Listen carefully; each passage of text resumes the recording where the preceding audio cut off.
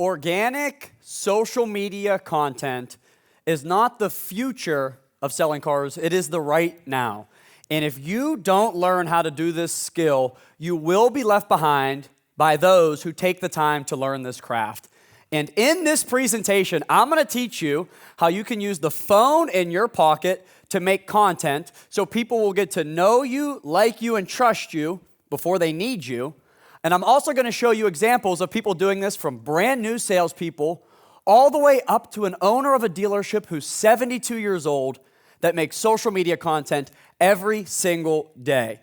If you don't know who I am, my name's Russell Richardson, aka Russ Flips Whips, and I worked at a small family-owned Lincoln dealership. If you don't know what Lincoln is, in America, this is BMW, Porsche, Mercedes, Lexus, and this is Lincoln.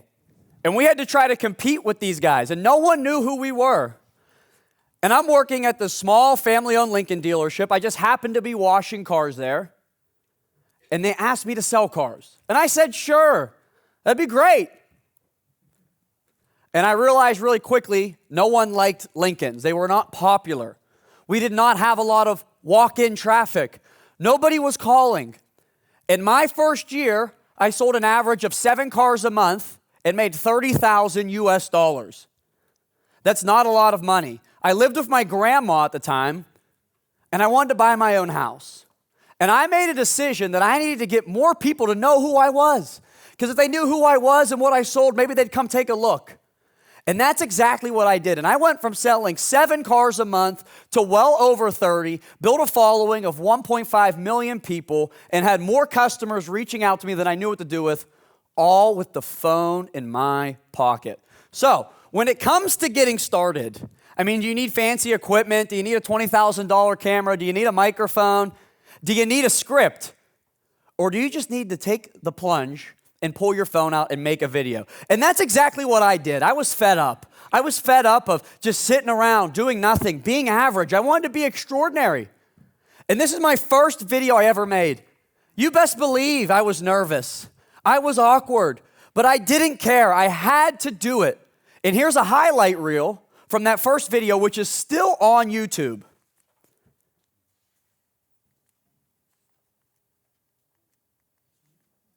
Can you play the video over there? Let me try to play it. Russ Richardson sitting here at Peony Lincoln. Got the all-new, brand-new 2020 Lincoln Aviator. You have these nice cues up here. This has 28 speakers in it. A lot of similarities, like I said before. Thanks for watching. Hopefully you buy one. That video is still on YouTube.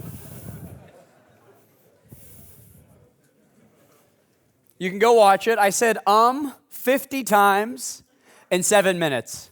I didn't know how to edit. All I knew was how to record. That's all I knew how to do at the time. But the outcome was amazing. I put this video up to YouTube. All my coworkers, everyone, no one's going to watch that. That was a terrible video, Russ. Would you believe a local businessman saw my video, reached out to me, and purchased that vehicle? You should have saw the look on my coworker's face when this businessman came in and wrote a check for that vehicle. They couldn't believe it. A 19-year-old kid, first time in the history of the company, generated his own lead from social media. And I was instantly hooked. I knew this worked. So I started making a bunch of content. And it didn't always work. But throughout the last 8 years, I know how to make content that converts and sells cars and costs you nothing other than a little bit of time and a smartphone, which I believe everybody has these days. And here's exactly what I learned from that first video. That gentleman there over my shoulder was the top salesperson at our dealership. He had been working there for 25 years, and he sold about 25 cars a month. And I remember asking him, I said, how do I sell as many cars as you? What's the secret? All these people just come in and ask for you. They know who you are. And he said, Russ, if you just work here long enough, eventually it'll happen to you. And I did not want to accept that answer. There has to be a quicker way. I don't want to look like that to make real money one day. I want it now. I'm young. I don't want to be old and rich. I want to be young and rich. And I realized with social media, it is the best way to get more people to know who you are. You can grow your reach. I do not know 1.5 million people. 1.5 million people know me. And you can do that on a small scale. 1,000, 5,000, 10,000 followers is not that hard to get in today's day and age. It would take you a very long time to get to know 1,000 people on a personal level. But what if 1,000 people could get to know you on a personal level? So I want to break down the outcomes that I have found over the last 8 years of how social media content will help your store grow. A lot of dealerships just struggle with an awareness problem. People really don't know who they are. And they're trying all these different methods to get their name out there. But they refuse to put themselves on camera. If you truly believe you're a good person and you do good work and people should come buy a car from you, what a better way to do it than make videos to tell people, show people what you do. Client acquisition, of course, you're going to sell cars for this. We don't have anybody I've ever worked with in any country that hasn't sold cars from social media.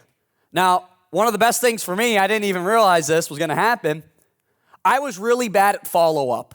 I was really good at selling cars, really good at making sure the customer had a great experience, but like most salespeople, I didn't always call them all the time after the sale, ask for the referrals, all those things you should do. But my social media was doing my follow-up for me because I would get all of my customers to follow me. And ask yourself this, can you call your customers every day? Absolutely not. That's a good way to get them to hate you. Can you text your customers every day? Hey, don't forget about me. Hey, you know anyone looking for a car? Let me know. Of course you can't. But social media is something people use every day, and they can choose to watch you and see your content that isn't annoying. It's that top of mind awareness that people will always remember you and think of you when they think car. And that is what happened to me. People would reach out to me directly that I had sold cars to and hadn't really followed up with years later. Because most people right now think car, they think third-party website. Now I'm gonna go look there. No, not the way I did it. When people thought of a vehicle, they'd call me. Even vehicles they knew I didn't sell. Cars I couldn't get. Hey, Russ, I just wanted to reach out to you. I'm thinking about this car. Do you have any advice for me? They were thinking of me instead of these third-party sites, so I didn't have to buy the customers back. They came directly to me. Now, I didn't manage, but we'll talk about some managers and owners of dealerships that I've worked with that do social media. A huge thing for them is acquiring top talent to come work for them because they see the way they operate. They see the way that their dealership is ran behind the scenes through their content. So they made a conscious decision, I want to work for that guy. That guy seems cool. That's the type of guy I want to work for. And then you get better employees because they know what it's like to work at your dealership before they ever step in. We've all hired an employee that we thought was going to be great and was a terrible culture fit. Well, how do you get somebody to know what your culture is like before they actually work there? Through social media content. And then we have used car managers across America that are acquiring 5, 10, 15, 20 cars a month from their social media because people think of them, hey, I want to sell my car. I'm going to call that guy. I'm going to call that guy to buy my car. So I want to go into the nitty-gritty weeds of how to actually make content. I want to show you exactly how to do this and the different types of strategies that work and don't work and things to keep in mind when making this content. And the most important thing, as Paul said, is the hook. You got to grab people's attention. You have 3 seconds in today's day and age when people are scrolling content. The start of your video is the most important part of the video. You see, so often people start videos with a boring introduction. Hey guys, it's Russ here, and today I'm making this video to show you something. Nobody cares who you are. Nobody cares where you work. Nobody cares what you do. When you're making social media content, you got to think what's in it for them. How am I going to grab their attention? How am I going to provide value right off the rip so they're going to be on the edge of their seat and watch this entire video? Because when you're making content as an automotive professional, you're not competing with the dealership across the street's video. You're not competing with, somebody else's car sales video. You're competing with every video on the internet. You're competing with Logan Paul, Jake Paul, Kim Kardashian, Mr. Beast. Their videos are on the same For You page that yours is. So why would somebody stop to watch your video because you said your name? Nobody cares who you are. So what I'm going to do is break down some of the most viral videos I've ever made that have had tremendous outcomes for me. And then there's 5 different types that I've categorized them in that you guys can do today. And car reviews is one of the best ways to get started. People are doing more research online through video than ever before. People are watching videos of the cars you sell. And when they look up these cars, do you pop up? Probably not yet at least. this video right here did a few things for me. One, it got 5 million views. That's kind of cool. Secondly, I sold 30 cars from this one video. 30 vehicles, people I did not know saw this video and reached out to me because of it. And I'm gonna play just the first couple seconds, because that's all that matters. If you get people's attention in the beginning, they'll listen to you. And if you don't get their attention, they're gonna scroll past. The only thing I worry about when making content is, how am I gonna grab their attention?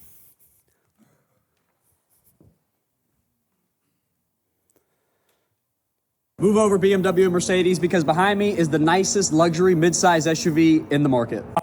So notice how right to the point that was. Move over BMW and Mercedes because behind me is the nicest midsize luxury SUV in the market. I'm grabbing people's attention. We call that the verbal hook. That is the words out of my mouth that grab your attention that you can hear. But 20 to 30% of people actually watch content with no audio. So I put text on the screen for those folks. It's called the text hook. Something on the screen that is written that will grab their attention. Notice what it says. Is this the best SUV of 2024? Kind of controversial. I'm asking a question. I'm inviting people to tell me I'm wrong. Why do I invite haters? Because haters are what make the video go viral, so more people that might consider my product see it. Truth be told, this video had over 20,000 comments. A lot of them were negative. A lot of them were telling me that a Lincoln is not nicer than a BMW. But a lot of people were like, oh, I actually like that. And I convinced people that would have only bought a BMW or Mercedes to give what I was selling a second look. And that's what I'm always trying to accomplish, is give me a chance. And through this video, I did that. Now, what's also so important, searchability. People are going on YouTube, TikTok, Instagram, and searching things up more than ever. So if you looked up 2024 Lincoln Nautilus review, I popped up everywhere. So who are they gonna buy it from? Me, of course. If you aren't reviewing your product and putting it on social media in today's day and age, you are falling behind, because that is where your current customers are doing their research on the products that you sell. Because social media serves up content that is it serves up content to people that are currently interested in what the video is about. Ask yourself this: if I grabbed everybody's phone in this room and I went on your Facebook or your Instagram or whatever you use, and I watched the videos that you're being served up, everyone will be different. Why? Because your social media content is tailored to what you're currently interested in. And people who were currently interested in an SUV in 2024 saw my videos. Now, working in a Lincoln dealership was extremely tough. We only made 4 models. We had the Corsair, the Nautilus, the Aviator, and the Navigator. And I tried to make a video every day. So I ran out of content really quick. I ran out of things to talk about. Some of you that work at some bigger brands have a lot of models. It might take you a little bit longer to get through the lineup. But after I had done every review on every car, every which way, I was like, I need to make videos still. These videos are bringing in so many customers. I need to do something else. And this is where I stumbled into kind of making satirical content, funny stuff, making people laugh. I bet every one of you has received a funny video sent to you from a friend or a family member in the last probably 24 to 48 hours. So we can agree that people like to go on social media to be entertained. And I started making entertaining content, and it didn't sell me a vehicle. I really never sold one car from my funny content. But what it did is it got me recognized, and it got me new followers. This one video I made got 8.6 million views, 71,000 new followers, and 759,000 likes from one video. See, I made content that was relatable and entertaining to the consumer. That's the most important piece of this.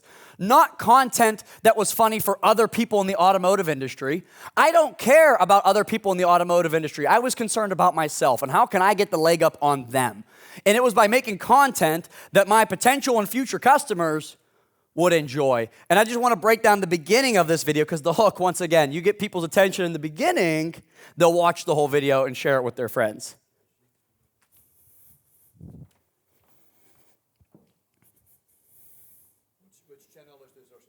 All of them. Welcome to the dealership. How you doing, man? I'm here to test drive X557. You want to Oh, pull it up? man, you got the stock number. You ready to do business, huh? We'll see if the deal's right. Oh, okay. I misunderstood your question. This is from TikTok. This video netted me over 140,000 followers total from the one video.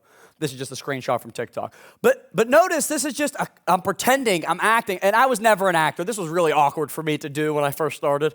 But I'm pretending to act out a scenario of a customer buying a car that was extremely relatable. A customer walking in, they know all the information, they have the printout, and it was relatable. Every customer wants to feel heard and understood. And in this content right here, that's my way of saying, hey, I understand you want to come in, you want it to be easy, you want to get the best deal up front, and you guys can tailor this to make sense for your customer. I know buying a car is not the same here, but there are things that customers do here that you can make content that would be relatable to them. Do not sleep on the funny content. It is why I'm on this stage today, but the funny content is the top of funnel content. Do not just make funny content, because if I only made funny content, I wouldn't be here today. It was the funny content that brought eyeballs on me, and the educational and insightful and day-in-the-life content that got people to know me, like me, and trust me. I used the funny content to get the eyeballs and the views, but then I dazzled them with, good, educational, insightful content, like this video right here. Educational content. You need to be educating your customers and potential customers on every aspect of the car buying industry, because they're looking these questions up online. Should I buy my car cash or finance? Should I lease or not lease? All of these questions that they're having, they're flocking to Google and TikTok. And if you look up here, this video right here got me over 1,000 leads. It was actually ridiculous. I had to turn my phone off. My direct messages were going crazy. And all I did was answer a simple question that was commonly asked for me. Hey, Russ, how do you get out of negative equity? I had so many people asking me that. And if you don't know what negative equity is, essentially, if your car is worth $30,000 and you owe $60,000 on it, you're $30,000 the wrong way. It is very common in America. We make very bad purchasing decisions. And a lot of people have, and often have, negative equity of upwards of $20,000 or $30,000. And in America, the best way to get out of it was to lease a car, take the $30,000, build it into the lease, and at the end of the lease, you turn the car in and then you can walk away. And I thought this was common knowledge. I thought everyone knew this. Everyone knows you can do that, right? But I made this video anyways. This video did over 20 million views. It still gets me leads to this day. I posted this video in April of 2024, and I still have people messaging me every day. Why? Because videos are searchable nowadays. Your video you make today could sell you a car in 6 months, 8 months, 10 months, a year. And I want to break down, and I know exactly why this video went so viral. Here's the smart way to get out of a car with negative equity. So many people do this so wrong and it ends up burning them, and they end up owing so much money on a car. It's just So I said, here's the smart way to get out of negative equity. So many people do this so wrong. Well, I created a little bit of fear there. Somebody's thinking, have I been doing this wrong the whole time? Or maybe somebody's like, I have negative equity. How do I get out of it? Notice I didn't say, hey guys, Russ Richardson here at Beyond Lincoln. I'm often asked how to get out of negative equity. And today I'd love to share with you my thoughts and insights on how to get, no, right to the point. And that is what a lot of people are missing on social media content. They do these elaborate introduction. Nobody cares. Notice how I'm also walking through the lot. I'm not in a studio. I don't have a microphone on. I'm being real, and real equals trustworthy. Some of you guys take yourselves too seriously. You gotta have the lights, the $20,000 camera, the microphones, 3 different angles. I'm doing this with an iPhone walking through a lot. And this is why people trusted me, because it was real, it was relatable. And that's what people want on social media. The day of the mega influencer is coming to an end. The guys on their private beach houses in Miami are not relatable to anybody. But a guy who works a 9 to 5 and wants to help people out is extremely relatable. And this is why I was able to grow so big. Now, I wish more people would do this. A lot of you think no one cares about what you're doing or your day. But I'm here to tell you, if you can talk to your phone like you talk to your best friend, you will get more people to like you, because that's the real you. That's just talking. That's just talking about your day. I do this all the time. I'm walking around Amsterdam. I pull my phone out, I talk to it.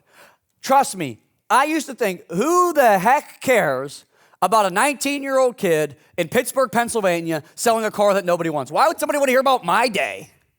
I'm here to tell you, people will hear you talk about your day. And so many people think that their day is boring and mundane and there's nothing interesting going on. Sometimes it's the boring, mundane stuff for us that is exciting for other people because they don't know these things happen. So our dealership accidentally wrecked a car. Really not that exciting. I mean, it happened, not all the time, but it was it happened a couple times a year. So not like the end of the world for us. But I made it seem like it was really cool. And I want to break down the beginning of this video on how sometimes being real and authentic and just talking about your day can get eyeballs on you. And you can turn a negative into a positive. One of our detailers just wrecked an $80,000 car last night, and it's supposed to be sold today. I'm about to go check it out. I just got... So notice the energy. You can't fake that. It was real. It literally just happened. And what happened was I was in a meeting with all our salespeople. It was Monday morning. And our general manager walked in, canceled the meeting, called to one of our salespeople. Thankfully, it wasn't the car. I didn't sell this car. A coworker did. He said, hey, meeting's over, guys. Hey, Winnie, one of the detailers just wrecked your delivery for tomorrow. Let's go look at it. What do all the salespeople do? They get up and they follow and they want to go look at the car. I did the same thing. Human nature, let's follow. But I made a V line for the lot and I was 30 seconds behind everyone because all I did was make a quick little video. You got to just pull your phone out sometimes and make content. And the outcome from this was amazing. One, the customer did back out. We sold them a different vehicle. They didn't want a wrecked car. But I got about 20 million views on this video between all platforms. And a lot of people were commenting, hey, well, you guys going to sell the car? What are you going to do? What the price going to be? And I made a follow-up video. And in the follow-up video, someone was like, I'll buy it. And we sold this wrecked car the day after it was fixed. And they were happy to buy it because they felt it was a good deal and they knew the story of the car and they were willing to take a big discount to buy a wrecked car. We started getting good Google reviews from this video. Crazy. People were like, hey, I love this guy on TikTok. He's so authentic. He's real. Most dealerships are shady and try to hide everything. This guy's out here just telling the truth. And people were leaving, random people were leaving Google reviews on our social media pages just because I was building trust with them with videos. Personal blogs, most of you guys will be apprehensive to talk to your camera. This is where the brands are built. This is where people get to know you, like you, and trust you. Talking about your day. This is the one people struggle with the most because they think what's happening is boring. I'm telling you, people will watch you talk about the little things that go on in your life. Now, behind the scenes content is one of the easiest types of content to pull off.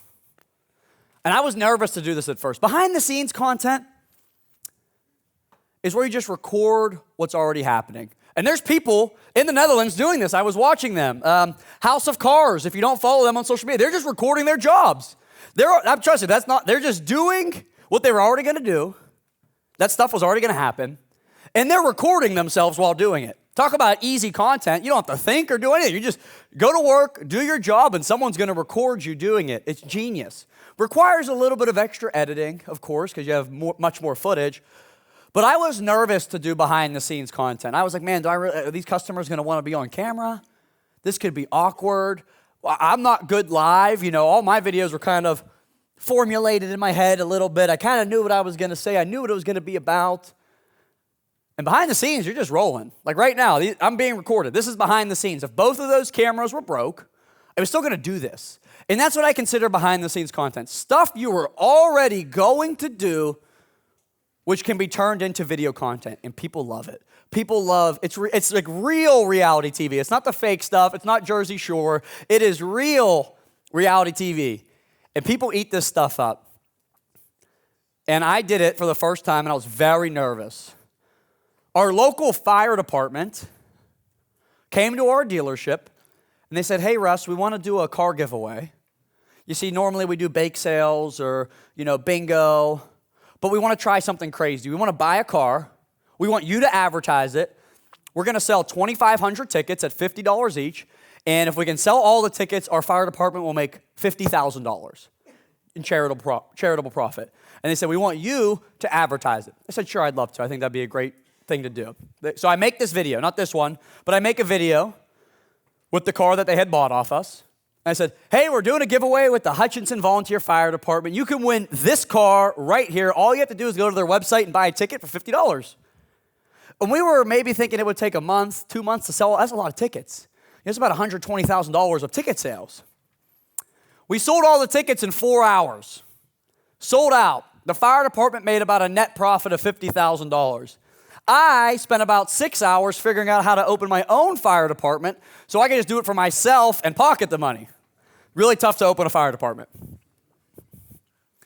They ended up doing one with me every single week. I sold a car to this fire department every week, and we raffled these cars off. But the interesting part was it unlocked a new style of content for me.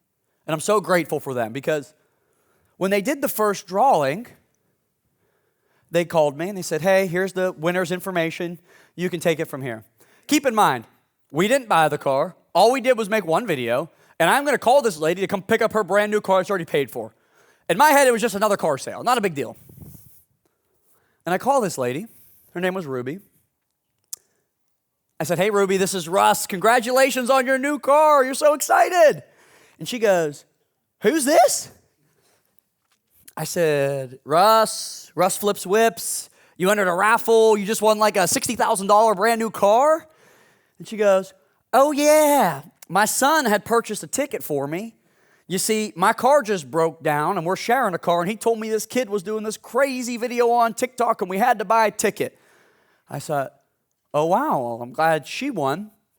And I'm putting her information into our CRM, and I Google Maps her house, because I like to creep on people, see where they live. And she lives in a trailer, really small, looks like it's falling over. And so then I tell her, I said, hey, Ruby, I don't know if you knew, but you're also going to win $10,000 in cash, and you're going to get like $10,000 in Christmas presents because it was Christmas time. I go, the fire department's including all of that too in case you didn't see the whole video. And she said something. She goes, well, that's amazing. I can't wait to donate all the Christmas presents to the children's hospital.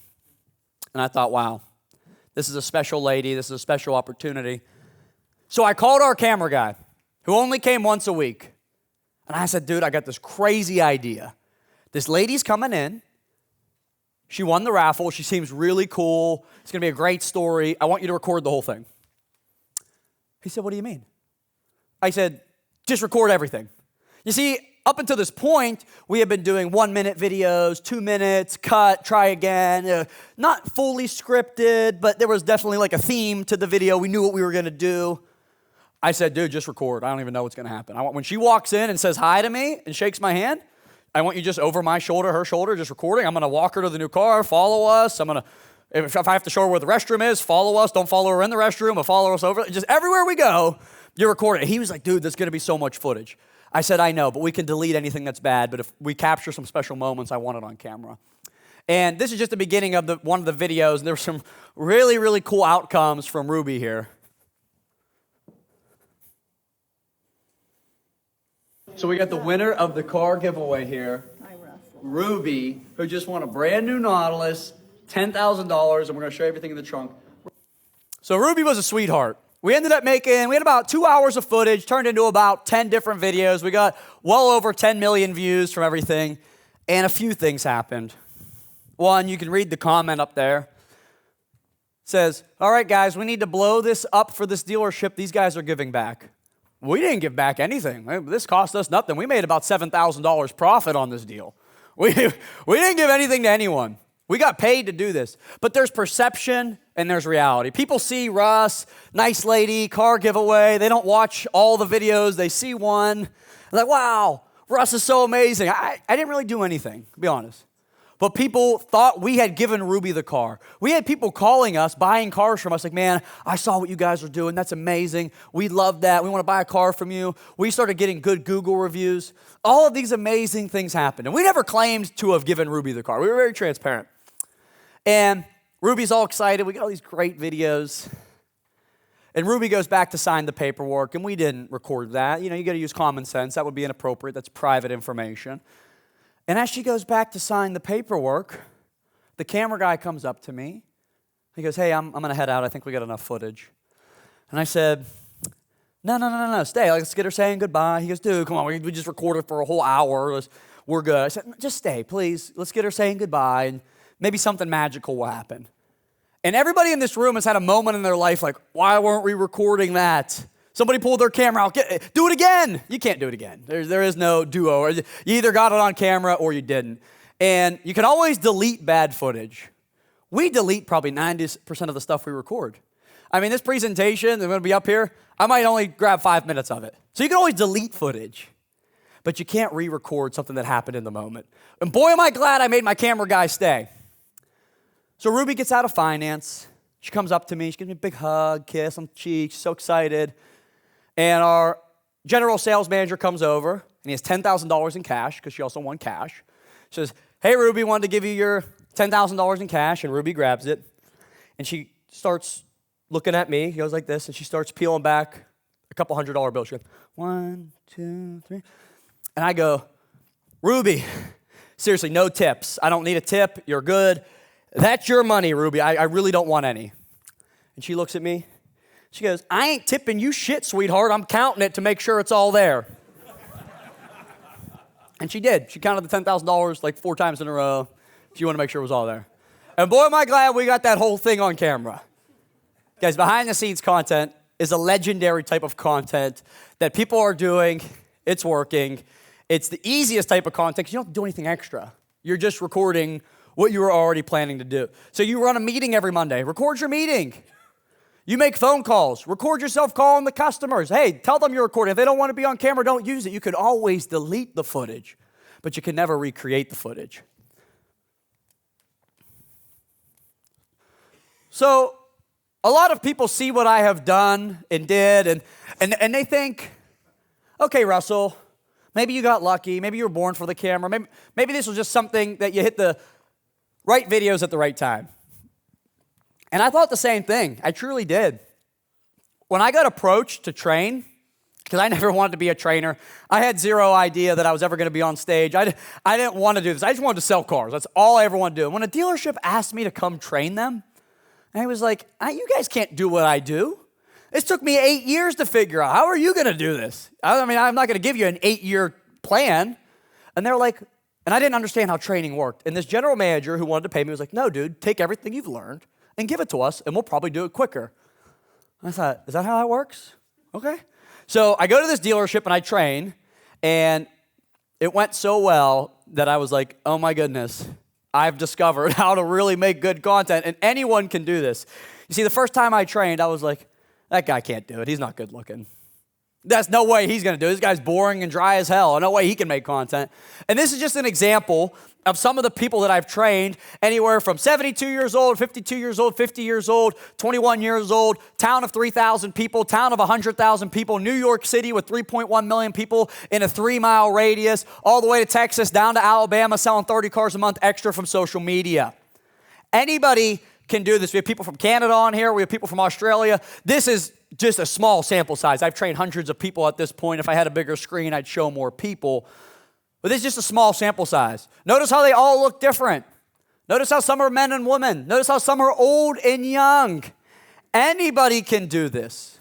Anybody. And I want to tell you guys some of the stories of the people who do this at an extremely high level. Jonathan here, spitting bars, selling cars, and you guys should take pictures of this or write their names down so you can go watch their content, because they've all learned from me, but they're all themselves. And that's the biggest thing. You got to be yourself. Don't try to be me. Be yourself.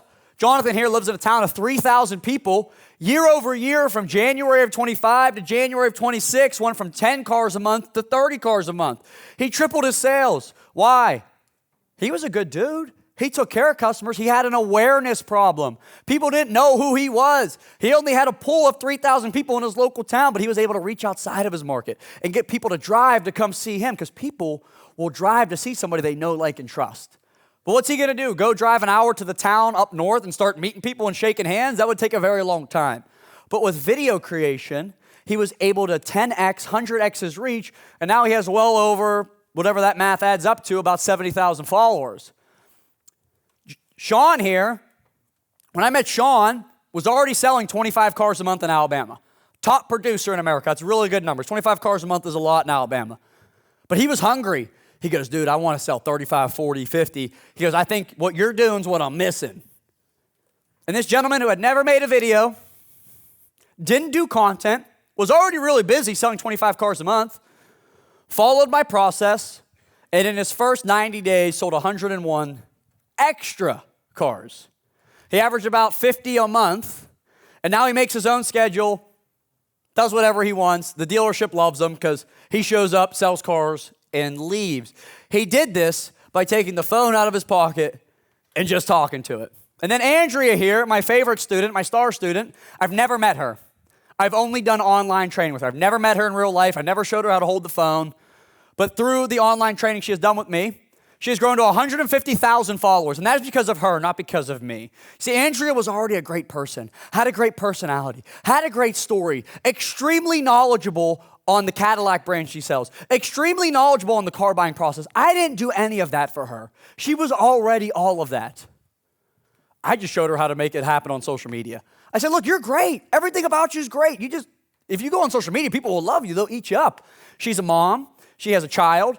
She's 40, and she has cancer. And she's very open about it. She talks about it on her social media often, how she's been battling bladder cancer for the last 7 years. And she still finds time to build a brand on social media, and it's been the best thing she's ever done, she told me. And I'm so proud of her that since April of 2025, it's been 1 year officially, today actually, it's April 1st, that she's grown a following of over 150,000 people. Now she's selling 30 plus Cadillacs every month, which that is a lot of Cadillacs. So I know car salespeople can do this, but if you're a manager, owner, GM, don't ask your salespeople to do something you aren't willing to do. Don't ask your salespeople to do something you don't know how to do. And our best students are often the managers. Peter Pizimno, you might know the dealership he works at, Paragon Honda. Brian Benstock. Brian Benstock, first off, is always on social media, so he gets it. And Peter reached out to me and said, hey, dude, I want to get the whole team on social media, my department in the used car center. But before I ask them to do it, I want to understand it. So he starts doing social media, doesn't have a big following. Did 20 car deals last month. 20 car deals from a social media. You can ask Brian Benstock. Brian actually posted it on his LinkedIn about Peter's success. This is a used car manager that wants to see his team grow and himself grow. He has big dreams and aspirations in the car business. He's working at one of the most successful dealerships, and he wants to grow within that company. And what a better way to do that than to build a brand? So when it's promotion time, Brian might have 2 guys that are really tight for that promotion. Well, one guy has a brand and is bringing 20 deals a month. One guy does his job to a T, but doesn't have a brand and doesn't sell us an extra 20 cars a month. Peter is going to do really well on social media. Now, this general manager, he even changed the way I thought about social media. He started in September. He called me. He goes, hey, Russ, I want my team to do social media. And I'm like, okay, well, we have these training packages, and you can do this. He goes, I don't even want the team to do it. I go, well, you just said you did. He goes, well, let me restate. I'm going to do it. I'm going to light it up. I'm going to show them how to do it, and I'm going to twist their arms into doing it with me because no one wants to do it at my store. They're all against it. They all shiver away from the camera. And he goes, I have a plan. I go, what's your plan? He goes, I'm going to light it up. I'm going to sell the first car from social media. And when that customer comes in, there's going to be about 5 or 6 salespeople that always ask me if they can have my deal. And I'm going to say, none of you get it because you didn't post on social media. And I'm only going to give social media deals to people who post on social media. And about a month in, he sells his first car from social media. Just like he predicted, 3 or 4 sales guys come up like, hey, who's getting that deal? He goes, none of you. I'm going to deliver it. It's going to be a house deal. And if you want these deals moving forward, you're going to have to post on social media. And well, he got 4 of 12 salespeople immediately bought in that day to getting on camera and making content. They sold 16 cars from social media in November. The rest of the team bought in quickly thereafter because they saw their coworkers getting extra deals and they weren't. And there was only one prerequisite to getting those, free walk-in deals from social media. Post on social media. Now, my favorite person I've ever seen do social media, if you don't follow him, you should. Louis Biondi, a.k.a. King Louie, 72 years old. And Mr. Biondi was the owner of the dealership that I worked at, a small family-owned Lincoln dealership, 1 store, just Lincoln. We didn't sell 4. We didn't sell you just new Lincolns. And before I started there, they averaged about 10 new Lincolns a month. And when my social media was rolling really good, we were selling about 35 to 40, sometimes 50 new Lincolns every month. And most of it was the cars I was selling. And he couldn't help but notice, he's spending 10, 15 grand a month on the radio, spending $50,000 a month for marketing. And when you looked at the end of the day and you looked at the attribution, It was all coming from my social media. All of our sales, all of our success. Even my social media was bringing in other customers that other salespeople were selling the cars from because they had previously purchased from them. And they would see my video and then call that salesperson and be like, hey, I saw Russ's video. Is that deal really true? Or did you guys, and I'm selling cars for other salespeople. And Mr. Biondi said, Russ, I'm in. And I want to tell you why I'm in. See, Mr. Biondi, his dad started the dealership in 1964. Long time ago. And they were the number one Lincoln dealership in Pittsburgh for a long time. And this Mr. Biondi told me he'll never forget the day that a company called Auto Trader walked into the dealership. It was like 1997. He goes, this company Auto Trader walked in. I was really excited. I thought it was like revolutionary. And they sat down in this meeting. And this guy from Auto Trader said, hey, you need to be putting your cars online. We have this new product coming out. You're going to be able to list your inventory on a website. And people are going to go to it and buy it. And his dad threw them out, said, why would we do that? We're not paying you. This is a scam. We have newspaper, we have radio. People come in. We're the number one Lincoln dealership. Why would I spend money to sell a car on the internet? And I love Mr. Biondi. Unfortunately, he passed away, but he was completely wrong. And Lewis said, Mr. Biondi here said, I'll never forget just feeling like we were missing the boat. Well, in 2004, we were the worst Lincoln dealership in Pittsburgh. They went from number one to last place in about 7 years because they didn't evolve with the times. And Mr. Biondi saw what I was doing, saw how it had elevated us. We went from number 6 Lincoln dealer to number 2 or 3 or 1. It just depended on the month really quickly with my social media. And he goes, Russ, I want to get in on this. And he got in, and you should go watch his first video. His first video is literally this. I don't know what I'm doing, but I think this is working. That's all it was. Go watch his second video. I love watching it. It's really funny. His second video is, I think I posted that last video twice, but I got people to like both of them. I guess that's a win. That was the second video. Now he has over 60,000 followers. Social media is their number one lead source. Reduced the marketing cost by $25,000, and they're stealing deals from the competition. Why? Who doesn't want to go deal with the owner? Who doesn't want to feel like they know the owner? Everybody wants to feel like they know somebody. And even though he's not personally selling every car, he's 72. Of course, he's not going on test drives and desking the deals. People come in like, hey, man, I feel comfortable buying here because I know Mr. Biondi's a man of his word and I've seen his content. This has completely revolutionized the way that this dealership does business. I no longer work there, and I'm so proud that he was able to carry on the torch and continue the family business through this new form of marketing because he was willing to try something new and wasn't afraid to just like not make it work. He was like, I'm not going to try this, Russ. I'm going to do it. And he's posted every day since the day we started. Not missed one single day. Now, I didn't really ever coach service department people to do this, but I had a guy from the service department who happened to sit in on one of my seminars. He came up to me afterwards, and he came up to me, he goes, dude, I think I can make this work in the service department. I go, I never coached anyone on service, I really focus on sales. And he goes, no, I got an idea, I'm gonna make it work. He's the most followed service manager in the world. He has over 400,000 followers. He's been doing it for about 1.5 years, 2 years. And he's not selling oil changes. He's not selling, wiper blades. He's hiring people. What dealership doesn't want better mechanics, better service advisors? And he is really poaching top talent from all over the country in America. And they're reaching out to him. He's not even reaching out to them. They're reaching out to him to come work for him. This works in sales. It works in service. It works anywhere. I know it does because in the Netherlands, I looked up, I believe about 80% of people go on one form of social media for at least 30 minutes every day. There are some people who are on there 3 hours a day. Some people who are on there 30 minutes. Some people might be on there 12 hours a day. This is where the world lives. Why is that?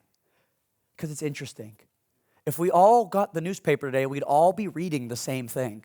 But if we all look at social media, we're all going to see the stuff we like. And that's why people go on social media. It's personalized to them.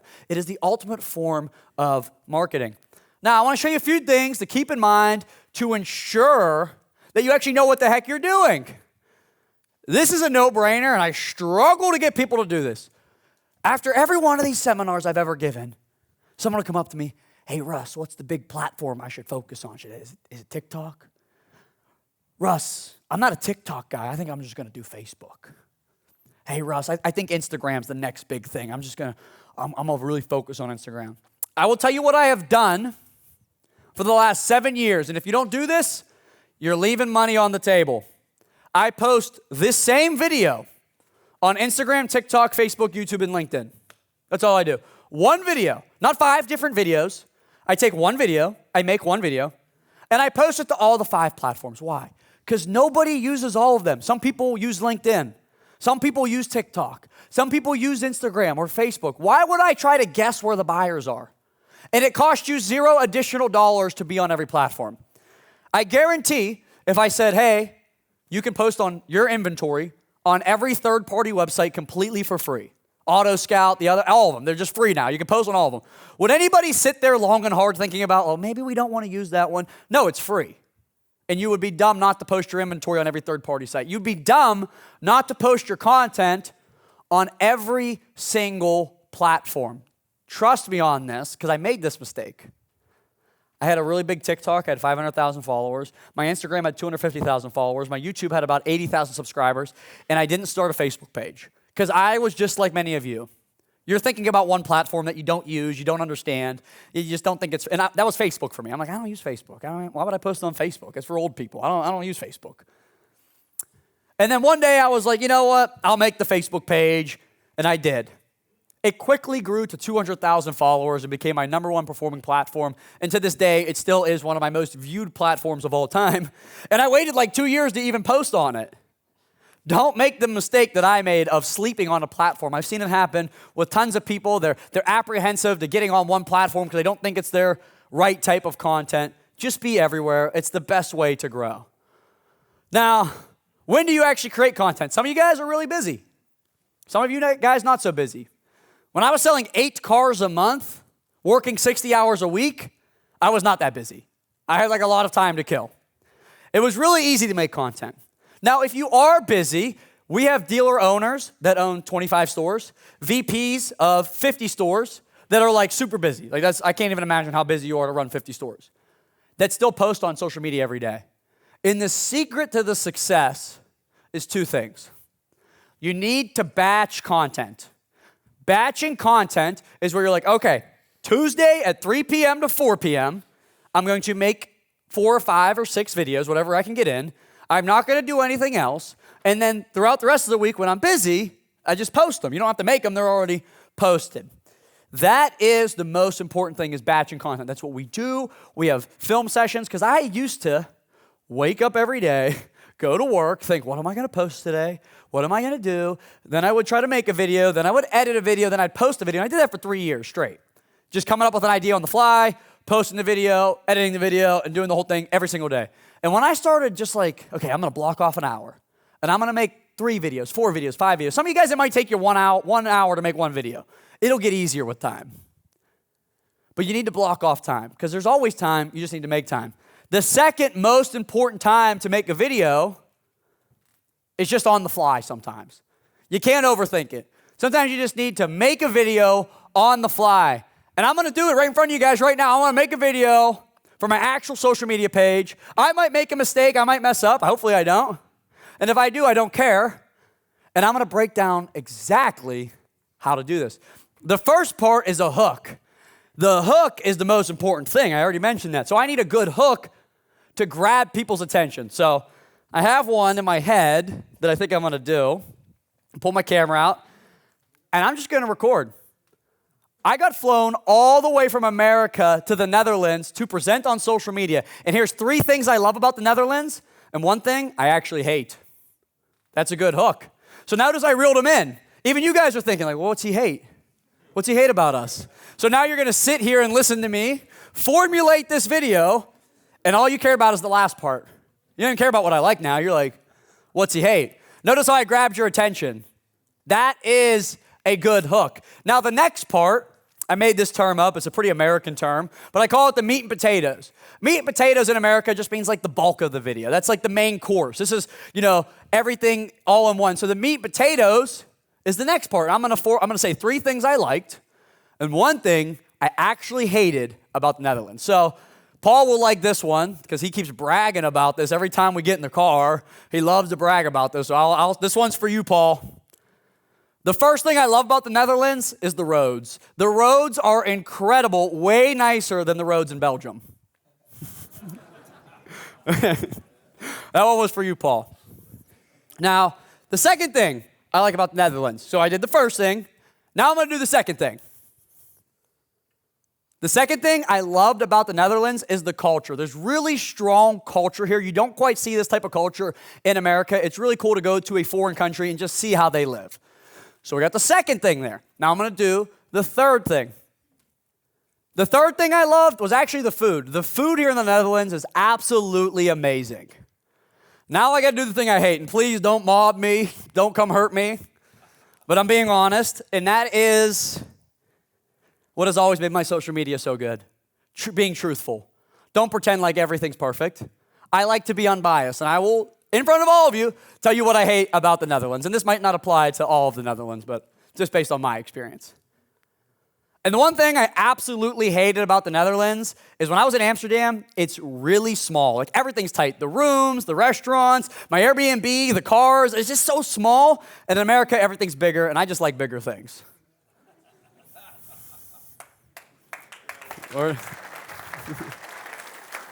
Now, I'm not quite done yet. A lot of people would stop there. But I know how to drive engagement.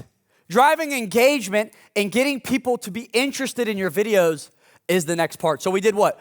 Our hook, and then the meat and potatoes, and then there's two things you gotta do last. I call this asking a controversial question. So I'm gonna ask a question to get people to comment. Now, controversy is not sex, race, religion, politics.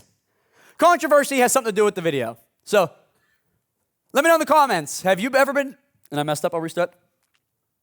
Let me know in the comments, have you ever been to the Netherlands? And if you have been, what did you hate about it and what did you love most? So now I ask a comment. I ask for a comment. People are going to be like, oh, I went to the Netherlands. I love that you could go to Amsterdam and smoke weed. Or I love that you could do that, or whatever it is. Now I'm getting people to engage with my video. Why? Because I asked them to. That's basic car sales. Hey, follow me inside. Most people will follow you inside. Hey, let me know in the comments. But it's important you give people direction. Let me know in the comments X, Y, Z. And if you can be slightly controversial pertaining to the video, what did you love about Amsterdam? What did you hate? I'm going to post this video, and you guys can go read the comments. There will be people like, hey, I went to Amsterdam. Totally agree, Russ. Everything was way too small for me, and people will engage. The last part, so important. How do you grow a big following? You ask for a follow, just like you ask customers to buy the thing you're selling. You do a really good presentation, a demonstration, you build rapport, you get them to like you, you get them to trust you, and then what do you got to do last? Hey, you want to buy this? Now, I'm not trying to sell anything, but I'd really appreciate the follow. And you can do this in your own words. I'm not that strict on how you ask. What I like to say is, and for more content like this, follow Russ Flips Whips. And that's all I do. Now, I'll edit that together, and that's a whole different story, but that is how you make a really good video. The hook, meat and potatoes, ask a controversial question, and ask for the follow. Now, how often should you be posting? It's this simple. Ideally every day, but if I owned a dealership, it would be once per working day, just to keep it simple. Once per working day is the bare minimum. It's not that hard when you make videos the way I do. I didn't overthink that. I made a few mistakes. It took me 5 seconds to edit. And if you start batching content, you should be able to make 6 videos in an hour minimum. We have people we work with who didn't make content a year ago who are posting 4 to 5 times a day. How? Because they just make lazy content. And lazy content is sometimes the best type of content. That's, you just sold a car. Hey, just sold a car, about to go get it pulled around back here. Let me tell you guys why this customer drove an hour to buy this car from me. Lazy content. Lazy content is the best way to get stuff up when you don't know what to do. Now, you shouldn't just only do lazy content. You should put some effort and some work into your content. But if you can just start pulling your phone out and recording, you should have no problem posting every day or every working day at a minimum. Now, this is for the dealer owners. I want to make this very clear. This is what is working so well in America. This is a strategy that I formulated. So, do we do a dealership page? Do I do a personal page? Do my salespeople make their own pages? And here's exactly what you want to do. There is a huge difference between a personal brand and a brick and mortar building. Nobody likes a brick and mortar building. No one's going to be like, oh man, I love that brick and mortar building. That building is so cool. Love the buildings. No, they like people. So you need to have personal pages for your salespeople or anyone who's going to participate, and you still have the dealership page. And imagine this. You have this guy, this gal, this guy, the owner, everyone has their personal pages, and they're funneling their audience to the dealership. So when this guy maybe leaves one day, he quits in 2 years. Well, at least you got all his friends and family and followers to know about your dealership. And that is how you grow reach and get ultimate buy-in. You want your guys to feel ownership of something, allow them to own it. Let them own their own page. They might grow up really big and get a lot of followers and a lot of fans, and it will benefit you in the long run. Don't be apprehensive to letting your people brand themselves within your dealership. There are some dealers in America that are apprehensive to letting them do that. They're like, well, what if they get really famous like you, Russ, and quit? I go, well, that'd be a pretty good thing because I travel across the world talking about the dealership I worked at. They're getting just as much out of that as I was selling cars. And the chances of that happening are really slim. But you want to empower people to be the best version of themselves. And that will never happen if you tell them they can only post on the dealer page. I know it. I've seen it happen time and time again. I've been to dealerships where the salespeople are like, I would do it, but they don't let me do it on my own. And they want me to post on the dealer page. And I don't want to post on the, I want to post on my page. So multiple pages, and then a dealer page for all the attribution down the road. Now, common sense here, you would think, is not so common. You don't want to talk about sex, race, religion, politics. I was presenting at a dealership the other day, and I kid you not, a guy raised his hand. I said, go ahead, what do you got? He goes, hey, can I talk about Israel and Iran on my social media page? I said, no, that's a bad idea. We want to sell a car to everyone. That's how I want every person that is eligible to buy a car from me to buy that car. So I'm never going to talk about politics or race or religion. It doesn't exist. You don't need to do this. We're in sales, and if you're in sales, you want everyone to like you. So please keep everything friendly. Even when you're doing the funny content, you don't need to cross the line. You can just be funny without being inappropriate. Now, what's really important to me that you guys understand, video adoption is in other areas other than just posting on social media. And when I was selling cars, I'm doing so well with the TikTok and the Instagram and the Facebook and the YouTube, and people were saying, man, I feel like I already know you. I've seen your face, the way you talk, the way you smile, it's so great. I just feel like I already know you, Russ. But sometimes I would get internet leads that I didn't know. They're just random people. Not everyone follows me, and that's okay. And I thought, what if I sent them videos too? That way, before they came in, they already knew me. And they already saw my smile. And they saw the way I acted and the way I dressed and the way I talked.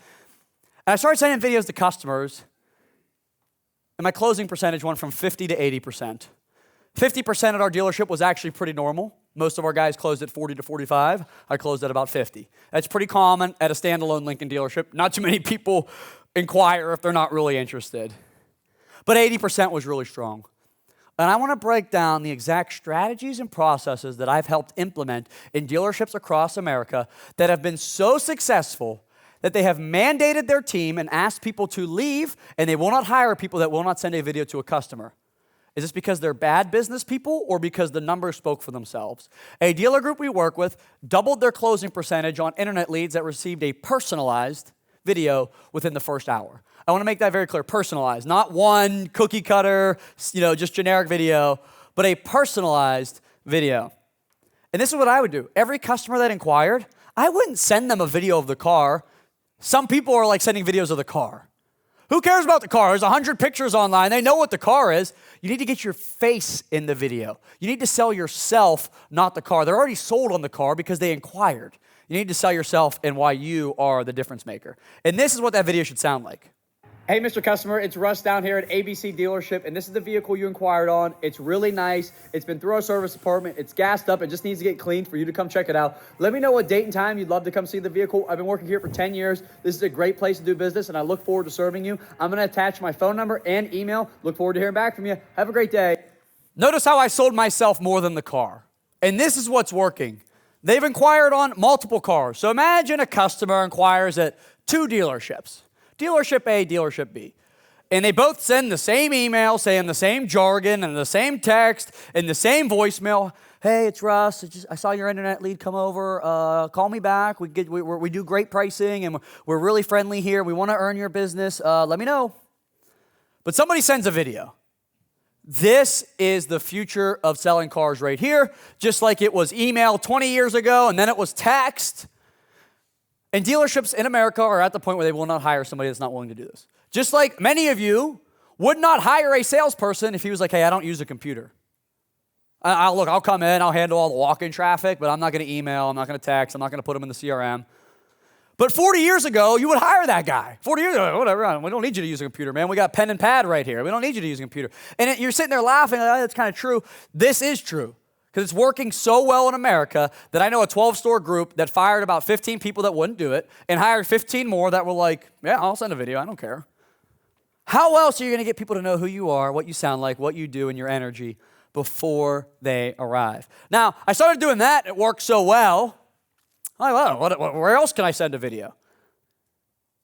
I decided to start sending them before the appointment. And you see, every salesperson has had a customer say they're coming. I'll see you tomorrow, 3 o'clock. It's 2:30. Your manager says, hey, can you take this customer? And no, I got a 3 o'clock coming in, boss. I'm good. I got a customer coming in at 3. And then your 3 o'clock doesn't show up, and the 2:30 actually bought a car. And you should have took the 2:30, but the 3 o'clock you thought was going to buy. If you send this video, there's a high chance your appointment confirmation rate will be about what mine was. It was about 100%. Now, it doesn't mean 100% of people showed up. A confirmation to me means you confirmed if you were coming or you weren't coming. And that's all I want. I want answers. I don't care if you're coming or not. I want to know if you are or are not coming. And if you send this video, basically word for word, people will answer you because they're going to feel bad. Hey, what's up, Mr. Jones? Russ down here at ABC Motors. I got the car pulled up front for you. I'm super excited for our appointment today at 4:30. If for any reason you cannot make it, I totally understand. I get it. Life happens. So if you can't make it, just let me know. But if you are still coming at 4:30 today, just shoot me a text message back to confirm. Super excited to see you. Have a great day. You'd have to be a mean person to watch that and not answer. At least tell me you're not coming. And that's what most people would do if they weren't going to show up. They would text me, hey, sorry, buddy. Can't make it in today. Thanks for the great follow-up. We actually bought a car last night. Okay, I can live with that. But you know what a lot of people said? Wow, man, you're great. You're on it. I'll see you. And I tell you, why was my closing percentage so high? They got a great video for me, 30-second video, a great appointment confirmation video, and then they showed up. They know who I am. They know what I look like. They know my smile. They know my energy. They're going to buy a car. The only people that didn't buy cars for me were people we just couldn't financially work it out with. How long does it take to make a 30-second video? 30 seconds, good answer. But most of you think it needs to be perfect. It does not need to be perfect. I was talking to a gentleman in the lobby. He goes, every time on video I mess up. I go, and then what do you do? He goes, well, I start over. I go, well, in this conversation here, you said about 5 times, and you did not start over. You don't start over in a real life conversation when you say you just keep going. And I'll just give you an example. I'll say on purpose, but you in real life, all of you are saying in real life. And none of you walk away from your customer, hold on, let me start over. You just power through it, and that's how you need to talk to your camera. So, hey, what's going on, Mrs. Jones? It's Russ down here at Beyond Lincoln. Just wanted to confirm the appointment for 3:30 today. I look forward to seeing you. If there's anything you need, let me know. If you can't make it, just let me know. But I do look forward to seeing you today, okay? Have a good day. No customer is going to see that and be pissed off that I said 6 times. They're going to think I'm great still. But most of you would do this. Hey, what's going on, Mrs. Jones? It's shit. Hey, what's going on, Mrs. Jones? It's Russ here at And it will take you an hour to do a video that could have just been 30 seconds. Don't take yourself too seriously. A lot of people do. No one's going to remember the 30-second video you sent to send the appointment confirmation.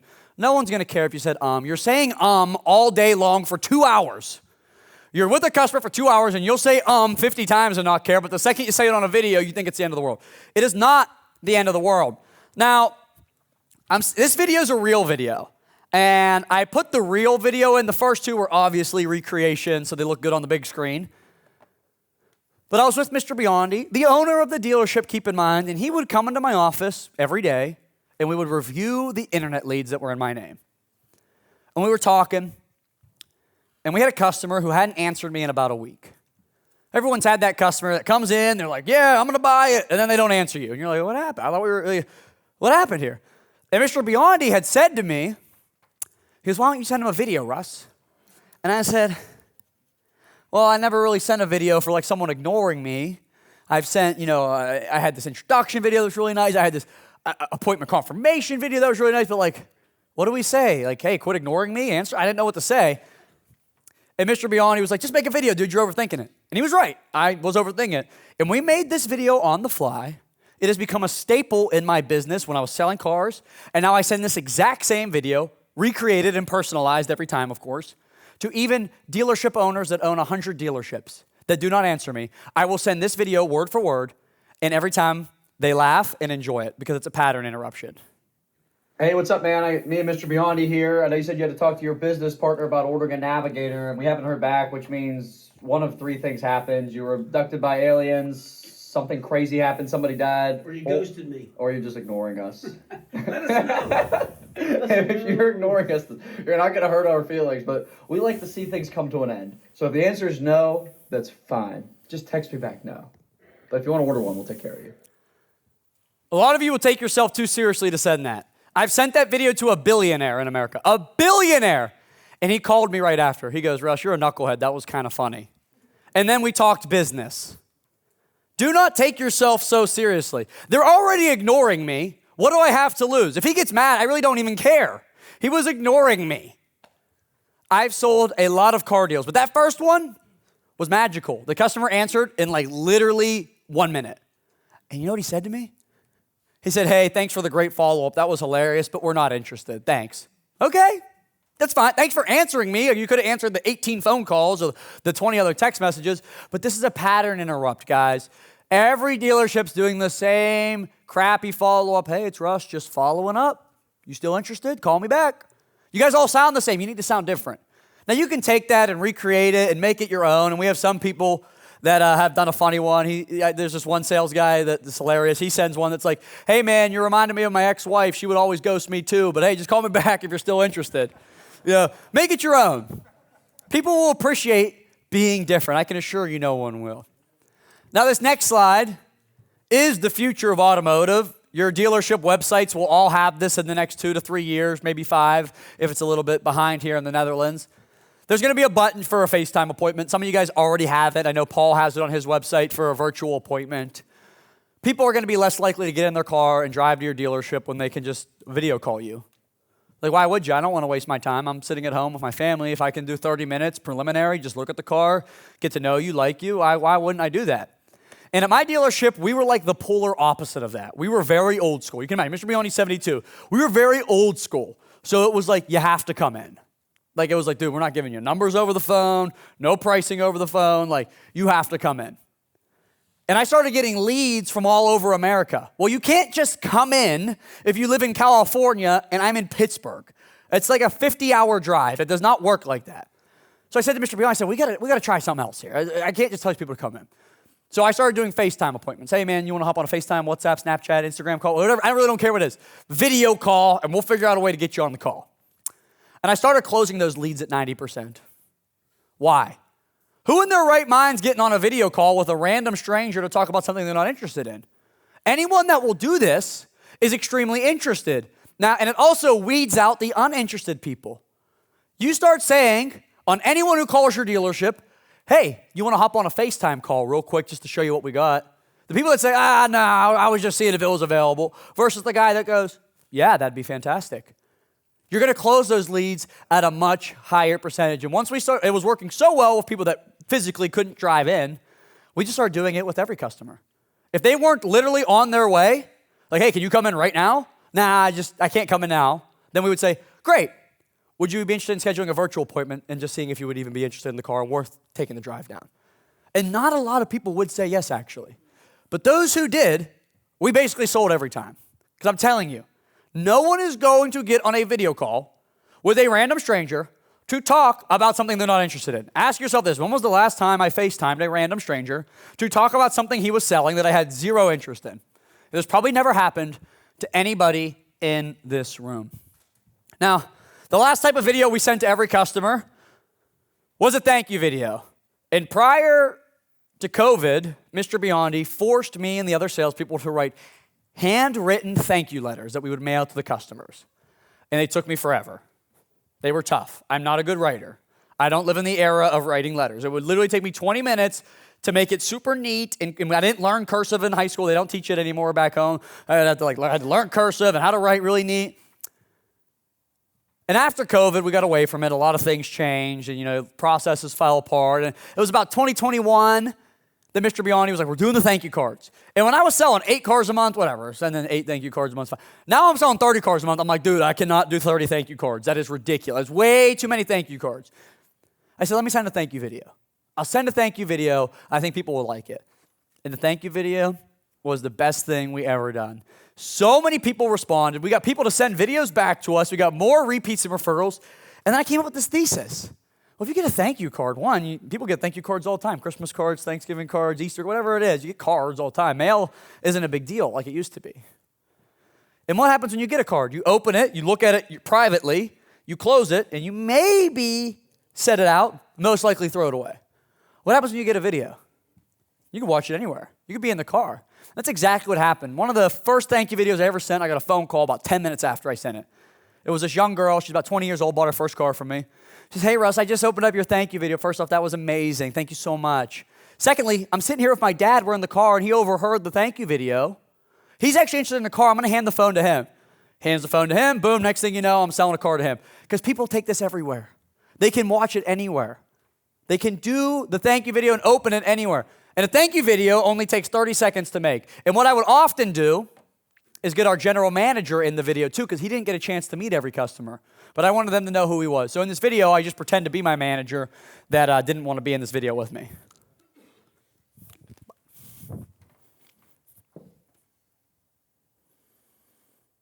Hey, Mr. Jones, congratulations on your new vehicle. I really appreciate you trusting to do business with me. If there's anything I can ever do for you, you know I'll take care of you. Hopefully you send some friends and family to come see me. Hope you have a great day. See ya. Congratulations on your new car, Mr. Jones. I'm the general manager. If there's anything you need help with, reach out to me. Anything good, reach out to Russ. If there's any problems, make sure you reach out to me. I'm going to make sure Russ sends you an email with my name and number so we can help you with anything you need. Enjoy that new car.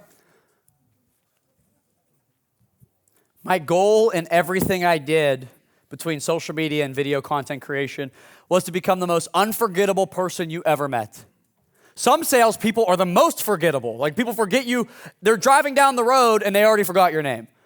If you send a customer an intro video, an appointment confirmation, hopefully you don't have to send them the ignoring video, but if you do, you send them that one, and then a thank you video, they will never, ever forget who you are. And that is what helped me elevate my sales and how we were able to deplatform people from third-party websites and spending all this money on marketing because they just simply thought of us first. The amount of people that would call me or Mr. Biondi about cars we didn't sell or didn't have because they just wanted our opinion on it, and then we're pretty good salespeople, we just sell them what we had anyways, was ridiculous. Hey, Russ, I'm thinking of a new BMW. Yeah, come on down. I'll talk to you. I'll give you some advice. And then I'd sell them a Lincoln. That's how it would go. You want people to think of you when they think of car.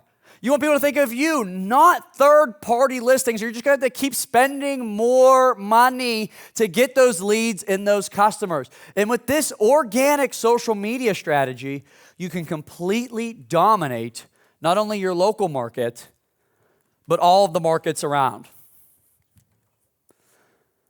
So usually dealer principals, owners come up to me like, hey, what ROI can I expect on this? Because they're so used to reading a financial statement and everything has to be perfectly lined up. I don't know. I'm not going to lie to you guys. We've had some dealers double their lead count, triple their lead count. If you don't follow him, you should. Ben's in bow ties. He's a Mercedes dealer that wears a bow tie. His dealership tracked all of their leads year over year. Their closing percentage doubled and their internet leads doubled. The only difference they made was social media.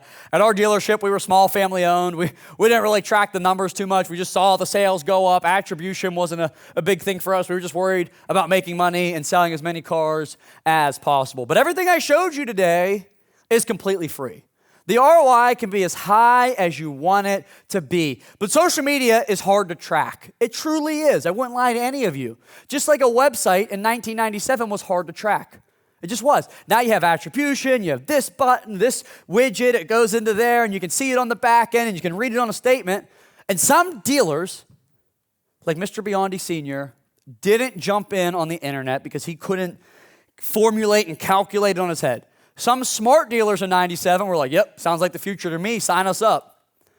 And I'm not trying to sell you anything today. I have nothing to sell you other on the concept that you're either going to do this and be ahead of the curve or you're not going to do it, and you're going to fall behind. Social media is, and currently will be, the number one way to get more people to know you, like you, and trust you so you can sell them cars. And the way this is going to happen is you're going to turn viewers into followers, followers into fans, and fans into what we all want is customers. So, thank you guys for hearing me talk. I really appreciate it. The Belgians had a bunch of questions, so we're going to sit here and see how many questions we have. Thank you. Wie heeft de vragen? Who has the first question? Nou, dan begin ik eerst even met iets anders. I will start with some. I want to have Maarten Slagveld up on stage. Maarten Slagveld is the CEO of Finnacles. You want some water? It's Belgian water. That's what they do better. Maarten Slagveld, he has a present for you. So he will. Why? So what did you want in your studio back home? Yeah, so I'll tell the whole story. It's actually good stories. So I do a podcast, and I just like to interview dealerships and interesting people. And I'm a little bit of a nerd, and I like anime, so like Pokemon and all that stuff. And somebody pretty professional reached out to me privately and was very nice to me. He said, Russ, look, you're doing some really big things, but nobody's going to watch your podcast if you got Pokemon in the background. Like, it's time to grow up, bro. And I thought, he might be right. Okay, I get it. So I took everything off the walls, and I just haven't been able to figure out what I want my background to be. Because that's like who you are as a person. Like, what is behind you is like storytelling and pieces. And when Paul picked me up the other day, I saw a Netherlands license plate. I said, dude, I have an idea. I want a Netherlands license plate, and I'm going to try and get a license plate from every country. That's going to be my goal. So then I called Maarten directly in the car. Yes, he did. I said, we need some license plates. So what did you bring, Maarten? Something that's bigger than in America, license plates. Yes. And we also have Paul. But I had a few, so I save you a lot of traveling money. Yeah. Because I have a lot of them. But there are three special ones in there. So for your, this is from Belgium. Let me see. We got the Belgium plate. Austrian. Czech. Wow. German. How'd you get all these so quick? Stolen. I stole them yesterday at the parking lot in Belgium. France. But there are three important ones. Yes. The Dutch was the most difficult because we're not allowed to give license plates away. So I have to duplicate mine. It's a replica, so not a real one. Okay. Wow. This is your plate number? Yeah, the real plate one. Can we get a picture of that? No. This is the one you should be hanging above your head in case you forgot who you are. Your own Dutch license plate. Oh. Very nice. That's good. And we are Dutch, so we hassle also a lot. Yeah. And I think the sponsor of your international license plate should be next to yours, Nate. Whoa! Shout out Vinicles. That's very good. You just said that. Very good. Thank you so much. Maarten, thank you so much. Martin. I have a lot of fun with it. Yeah, you're good. Zijn er vragen voor Russell? Yes.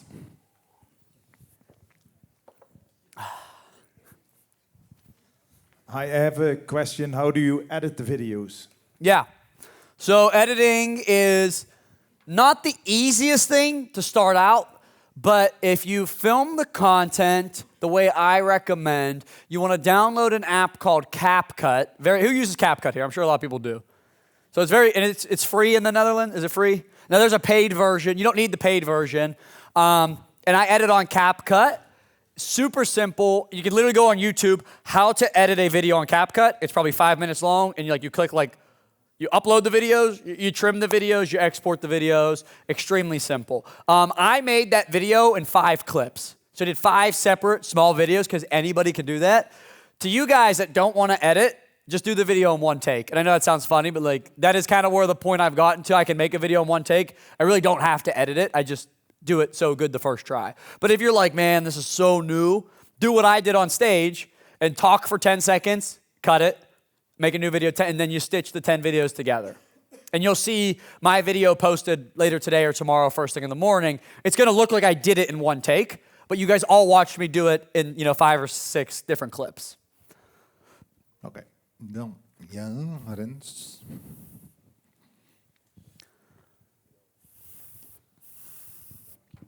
Well, Russ, first of all, thank you. Second of all, there's one thing we all miss, and that's time.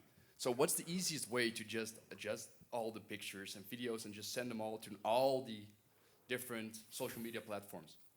Yeah, so that's a great question. So there's 2 ways to go about it. One, it really actually doesn't take that much time to post a video. I post the same video to all the platforms, and I use literally the same description. You can go fast. Like literally, I copy and paste. Takes less than 3 minutes. Once the video's done and edited, that's a different conversation. Video's done and edited, I'm gonna post it now. Well, you can link Instagram and Facebook, so it goes on both at the same time. Then you would post on TikTok, YouTube, and LinkedIn. It should take you less than 30 seconds per platform to actually post. With that being said, there are some websites in America, I'm sure they exist here, where you can link your accounts to a website and it will post to all the platforms for you in one shot. I'm superstitious. I don't like to give people my information. I'm not giving a random website my passwords. I know some people who do, some people who swear by it, never had an issue. I don't personally recommend it, but I'm not gonna say I don't recommend it either. I found it quite simple to just post directly to the platforms. And if you look at my time here in Amsterdam, I posted quite a few to every platform, and Paul's kept me quite busy, but we're still finding time just to get those up real quick. So Russell, if you follow Gary Vaynerchuk, for example, he will say you have to adjust your video for the platform you're playing with. So Instagram should be different than Facebook, and Facebook should be different than TikTok, for example. How do you see that? Yeah, I mean, I think that is probably an extremely in-depth strategy. There is some validity that a certain type of video might perform better on a different platform versus the other. But for those of you that have not posted over 1,000 times, why would you even worry about that? My brother posted a video at the airport of me that got this is literally 3 days ago, 40 million views on Instagram and 300 views on Facebook. We don't really care why, it's still 300 views. So why would you not 4x your chances, or 5x, of that video going viral? Imagine my brother was like, I'm not putting that on Instagram. I'm only gonna put it on Facebook. So don't try to guess, because anybody who says they understand the algorithm is kind of a little bit of a liar, because they don't. It's always changing. No one truly understands it. The simplest recipe is post the same video on all of the platforms, and you will see varying success for sure. But why would you not just post your piece of art anywhere you could? Niels. What do you make of them on YouTube? What's your income? Me? I'll give you a range. I've made anywhere from 20,000 US off YouTube as low as like $500. No. Hourly. Monthly.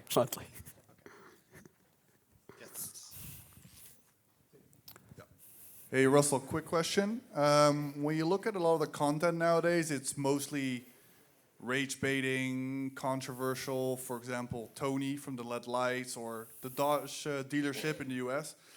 How do you sort of justify it, maybe morally, to basically avoid those kind of content, knowing it will work very well, and making more like content that you're making or other influencers are making that are more family friendly, let's put it like that? Yeah, so I know some of the dealership owners. I know these accounts that put girls in tight skirts and, just have things hanging out all over the place, and it's extremely inappropriate, and it gets views, it doesn't get sales. There's a difference between viral and value. And if you focus on value, you'll sell cars. I used to chase viral. Very early, I understood a few different concepts I could do that would get views, but not turn into sales. And I did that, and I'm like, man, I got literally all these views last month and not even a phone call. I need to figure out how to do value. So you can do some funny content. Don't make it your staple. No one's going to come buy a car from you because you put a girl in a dress and a tight skirt, or you're making fun of people, or you're being inappropriate, you're talking about politics. The value route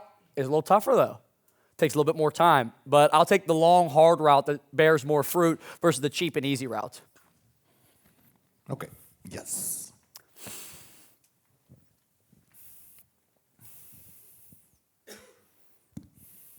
So I was wondering, does it matter at what time you post a video? Yeah. So I mean, there's really two answers to this question. For those of you, once again, that have like probably not posted, I'd say for this answer like 100 times, you should post. I'll give you Eastern. I guess it really doesn't matter. I would post between 9 a.m. and 9 p.m. Just most people are awake. That's all that matters. Now, you're more advanced and you've been posting for a while. Most of the platforms have a professional dashboard. And in your professional dashboard, you can see when your followers are most active. And if you see my followers are most active at 10:15 a.m., well, I might want to post at 10 o'clock, because then it gives the video a little bit of steam. And then at 10:15 when all my followers are getting on. But if you have 200 followers, it doesn't really matter. So don't overthink the posting time. You should really just post once per day. I've missed my posting time between 9 and 9 and posted at like 11 p.m. and still gone viral. Posting time is less important, but it's still a really good question. But don't be the guy who's like, oh, it's 9:01. I guess I'll just post this tomorrow. Like, no, just try to get a video up every day until you have at least posted over 100 times minimum before you care about the analytics and the dashboard and everything.